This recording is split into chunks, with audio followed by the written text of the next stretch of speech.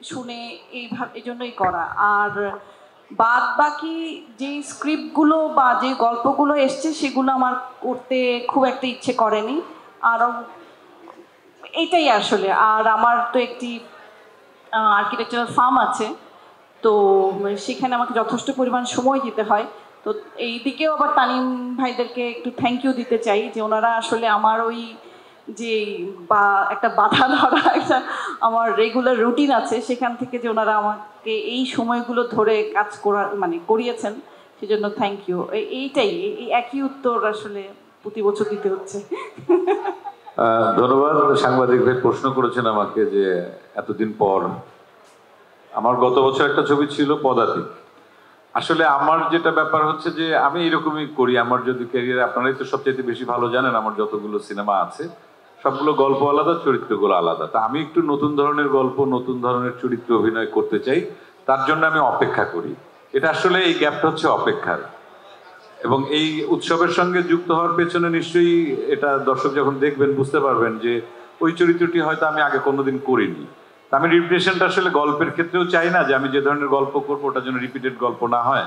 আবার অভিনয়ের ক্ষেত্রেও তাই, দর্শক যেন দেখতে এসে যেন তাদের ভালো লাগে, যেন নতুন একজন চঞ্চল চৌধুরীকে দেখলাম তার নতুন চরিত্রের মাধ্যমে। তা ওই ইচ্ছাটা সবসময় থাকে এবং সেটার জন্য আমি অপেক্ষা করি, এজন্য একটু দেরি হয় আর কি। ধন্যবাদ, থ্যাংক ইউ। আসসালামু আলাইকুম ভাই। ভাই বলেছে আমাকে কেন দেখা যায় না, আসলে ওইরকম চরিত্র পাই না, আর আমাকে ওইভাবে কেউ ডাকে না। যদি ওইভাবে ডাকতো, যদি চরিত্র পাওয়া যেত, ভালো যদি হয় অবশ্যই করবো সামনে ইনশাল্লাহ। ডাকে না সেই জন্য দেখেন না, ডাকলে দেখা যাবে। ধন্যবাদ। আর কারো কি প্রশ্ন আছে? জি ভাই। আমি সৌরভ, ডিবিসি নিউজ থেকে বলছি। তানিম ভাই, প্রথমে আপনাকে ধন্যবাদ। আমাদের এবং পুরো বাংলাদেশের এখন তো তারকা খ্যাতির পেছনে অনেকে দৌড়াচ্ছে, আপনি সত্যি প্রকৃত কিছু অভিনেতাকে এবং কিংবদন্তি অভিনেতাকে এক ফ্রেমে আনতে পেরেছেন, এই জন্য প্রথমে আপনাকে ধন্যবাদ জানাচ্ছি। এবং এখানে আমরা যেমন দেখতে পাচ্ছি জাহিদ ভাই মিমি আপাদের যে জুটি, যে রসায়ন এখানে আছে, সেই সাথে চঞ্চলদা বা অপি আপাদের, এবং সেই সাথে ইন্তেখাব দিনার ভাই, আমরা এত দারুণ সব অভিনেতা একখানে আসছে। আমরা আশা করছি একটা ভালো কাজ আসবে, কিন্তু আপনার মুখ থেকে শুনতে চাচ্ছি, এনাদের তো আসলে মূল্যায়ন করার যোগ্যতা আমাদেরও নেই, আপনার বলাও একটু মুশকিল, যদিও আপনি অনেক গুণী অভিনেতা, কিন্তু তারপরও আপনার কাছ থেকে মূল্যায়ন শুনতে চাচ্ছি, কেমন কাজ করেছেন তারা। আমি আসলে এটা আমি অভিভূত, সত্যি কথা, এটা মন থেকে বলছি। তারা প্রত্যেকেই মানে ওনারা সবাই ভালো অভিনেতা, খারাপ করার তো কোনো সুযোগই নেই আসলে সেটা। এবং প্রত্যেকে, এটা আসলে আমি এখানে যারা আছে, ওনারা আছে, আমাদের সামনে যারা বসে আছেন, প্রত্যেকে আসলে খুবই খুবই প্যাশনেটলি কাজটা করেছেন। আমি তাই জন্য তাদের সবার প্রতি কৃতজ্ঞ। তবে আমি একটা কথা বলি ভাই, এরকম মজা করে যদিও বলছি, একটা ফুটবল টিমে বা ক্রিকেট টিমে সবাই যদি ম্যারাডোনা হয় অথবা মেসি হয় অথবা রোনাল্ডো হয়, সবাই হলে কিন্তু সমস্যা। তা এখানে কিন্তু ম্যাক্সিমাম আমরা যারা অনেকদিন ধরে অভিনয় করছি, 19-20 বা 20, তো এক্ষেত্রে ডিরেক্টরের একটা ভয় থাকে যে উনি ঠিকমতো ডিরেকশন দিতে চান না। কারণ উনি ভাবেন, ও আচ্ছা জাহিদ ভাই অভিনয় করছে, জাহিদ ভাই যা করবে ওটা আমি মিমিয়া, সবাই সবার ক্ষেত্রে এক্ষেত্রে রিস্ক হয়ে যায়, ম্যাচটা হারার সম্ভাবনা বেশি থাকে। আর সবাই যার যার মতো করে খেলে, কারো খেলার সাথে কারো সিঙ্ক হয় না, যার যার ইমেজ নিয়ে শেষে দৌড়ায়। তো সেই জায়গাটা আমার মনে হয় যে তানিম খুব ভালোভাবে সেটা কাভার করেছে।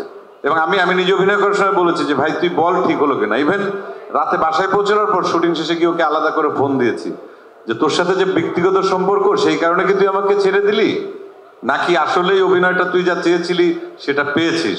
হয়তো আমাদের সবার ক্ষেত্রেই সে একই ব্যাপার, এটাই। ধন্যবাদ। কারো কি প্রশ্ন আছে?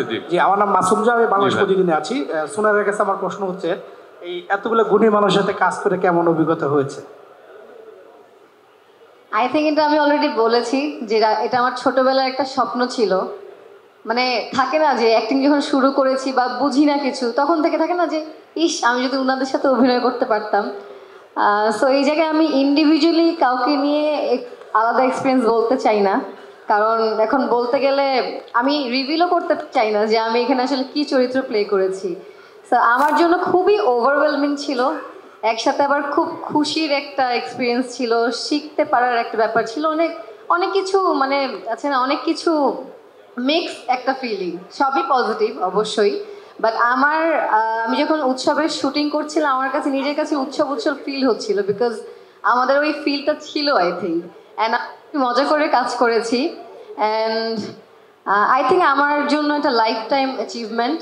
This is my first time working with them, and যদি আমার কাজ ভালো লাগে ইনশাল্লাহ সামনে আরও দেখতে পারবে সবাই, বাট হ্যাঁ I think this is a good start.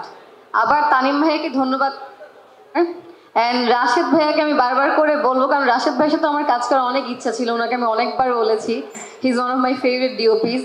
R director আর ডিওপি ম্যাজিকটা কাজ করে স্ক্রিনে, আসলে ম্যাজিক। সো হ্যাঁ, experience was really good. Thank you so much to my whole team. আচ্ছা, এবার আমি আমার একটা কথা একটু বলতে চাই যে আসলে আমরা আমাদের যারা চিত্রনাট্য, আমাদের ভালো ছবি করার জন্য ভালো চিত্রনাট্য ছাড়া আসলে কোনো বিকল্প নাই। আমার এখানে আমার দুইজন চিত্রনাট্যকার উপস্থিত আছেন, আয়মান আসিফ স্বাধীন এবং সামিউল হক, তাদের দুইজনকে কৃতজ্ঞতা। তারা দুইজন যদি একটু আমার পিছনে একটু আসে দাঁড়ায় তাহলে আমার খুব ভালো লাগবে, প্লিজ চলে আসে।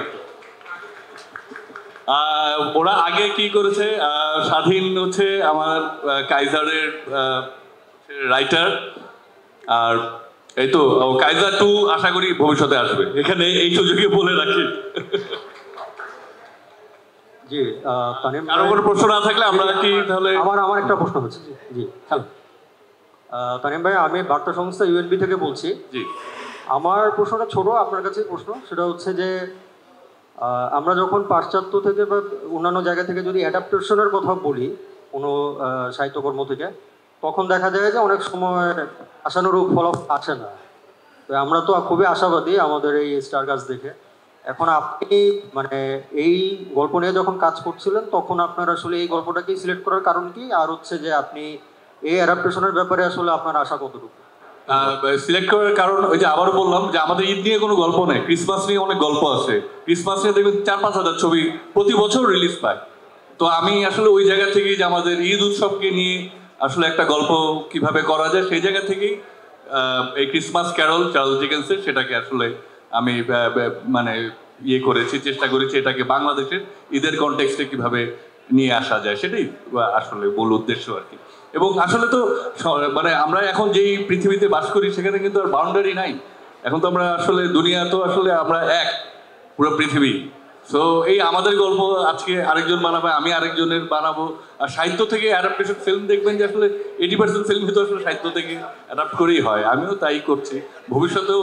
আর তারা তো আসলে মানে মাস্টার রাইটার, চার্লস ডিকেন্স বলেন, শেক্সপিয়ার বলেন, আমাদের রবীন্দ্রনাথ ঠাকুর বলেন, বা যাই বলি আর কি, তাই না? সো এগুলো তো আসলে ক্লাসিক, তো এগুলো পৃথিবীতে অনেকেই করছে, আমিও সেরকম করছি। ধন্যবাদ।